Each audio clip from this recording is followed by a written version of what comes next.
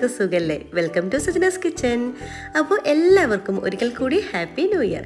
അപ്പോൾ നമുക്ക് മധുരത്തോടു കൂടി തന്നെ സ്റ്റാർട്ട് ചെയ്താലോ? അതെ, നമ്മളിന്നൊരു സൂപ്പർ ഓറിയോ പുഡിംഗ് റെസിപ്പിയുമായാണ് വന്നിരിക്കുന്നത്. വെറും 10 മിനിറ്റിൽ നമുക്ക് വളരെ ഈസിയായി തയ്യാറാക്കാം. ഗസ്റ്റ് വരുമ്പോഴും അല്ലെങ്കിൽ നമുക്ക് പെട്ടെന്നൊരു മധുരമൊക്കെ കഴിക്കണമെന്ന് തോന്നുമ്പോൾ വെറും 10 മിനിറ്റിൽ നമുക്ക് തയ്യാറാക്കാൻ പറ്റിയ നല്ലൊരു അടിപൊളി സൂപ്പർ ഓറിയോ പുഡിംഗ് ആണ്. വളരെ ടേസ്റ്റിയാണ് കേട്ടോ. കുട്ടികൾക്കും മുതിർന്നവർക്കും എല്ലാവർക്കും ഒരുപോലെ ഇഷ്ടപ്പെടുന്ന ഒരു പുഡിംഗ് എങ്ങനെ റെഡിയാക്കി നോക്കാം. അതിനു മുമ്പ് നിങ്ങൾ ആദ്യമായിട്ടാണ് ഈ ചാനൽ കാണുന്നെങ്കിൽ പ്ലീസ് ഒന്ന് സബ്സ്ക്രൈബ് ചെയ്ത് സപ്പോർട്ട് ചെയ്യണേ. കൂടെ കുഞ്ഞ് ബെല്ലൈക്കൺ ഒന്ന് ക്ലിക്ക് ചെയ്യുമ്പോൾ ഓൾ എന്ന ഓപ്ഷൻ തന്നെ ക്ലിക്ക് ചെയ്യണേ.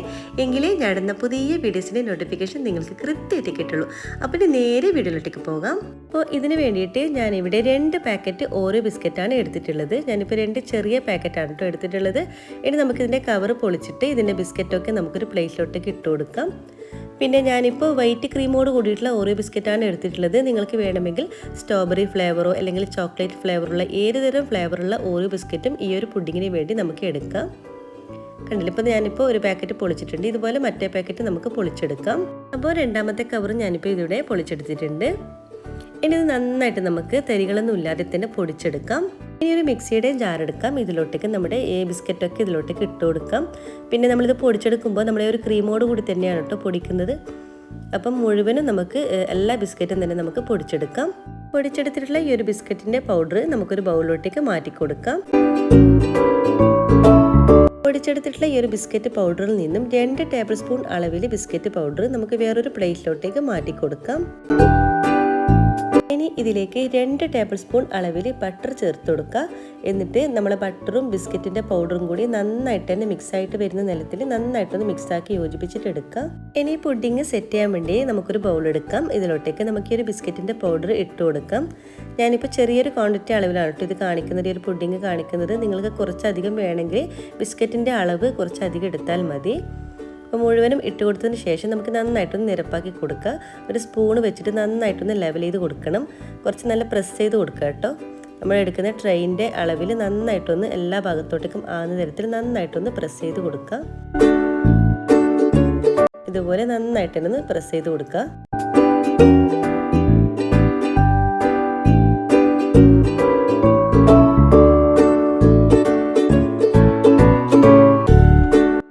പുഡിങ്ങിനുള്ള ബേസ് ഇവിടെ റെഡി ആയിട്ടുണ്ട്. നമുക്കിത് മാറ്റി വെക്കാം. ഇനി വേറൊരു ബൗളിലോട്ടേക്ക് ഞാനിവിടെ 1 കപ്പ് അളവിൽ വിപ്പിംഗ് ക്രീം നന്നായിട്ട് തന്നെ ബീറ്റ് ചെയ്തെടുത്തിട്ടുണ്ട്.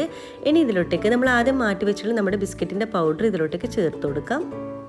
ഇതിന് നന്നായിട്ടൊന്ന് മിക്സാക്കി എടുക്കണം. നമ്മൾ വിപ്പിംഗ് ക്രീമും നമ്മൾ ബിസ്ക്കറ്റിൻ്റെ പൗഡറും കൂടി നന്നായിട്ട് തന്നെ കമ്പൈൻ ചെയ്ത് വരണം. അതുവരെ നന്നായിട്ടൊന്ന് മിക്സാക്കി യോജിപ്പിച്ചിട്ട് എടുക്കുക.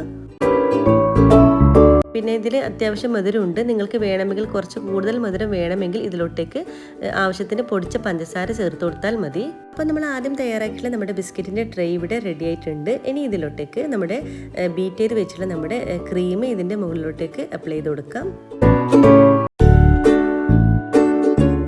അപ്പം മുഴുവൻ ക്രീമും ഇതിൻ്റെ മുകളിലോട്ടേക്ക് ഇട്ട് കൊടുക്കാം. എന്നിട്ട് അതിന് ശേഷം നമുക്ക് ഒരു സ്പൂൺ വെച്ചിട്ട് നന്നായിട്ടൊന്ന് ലെവൽ ചെയ്ത് കൊടുക്കണം.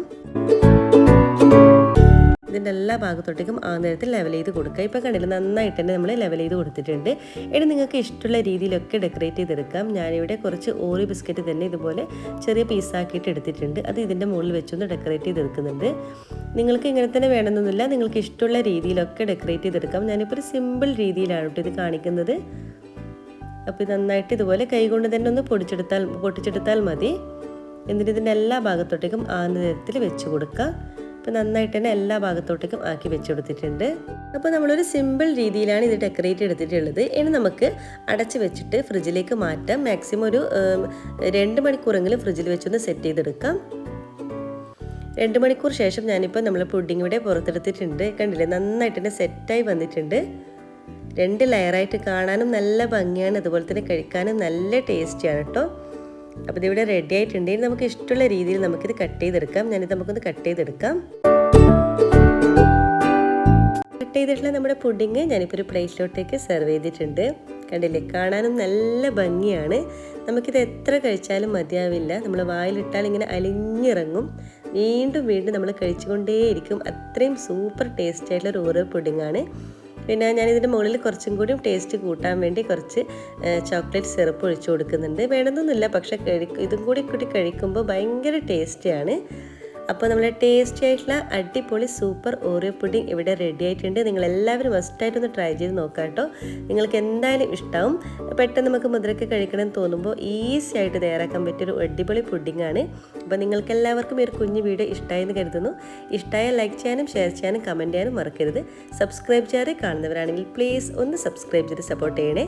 ഇൻഷാ അല്ലാഹ് ഇതുപോലത്തെ വെറൈറ്റി റെസിപ്പീസുമായിട്ട് വീണ്ടും കാണാം.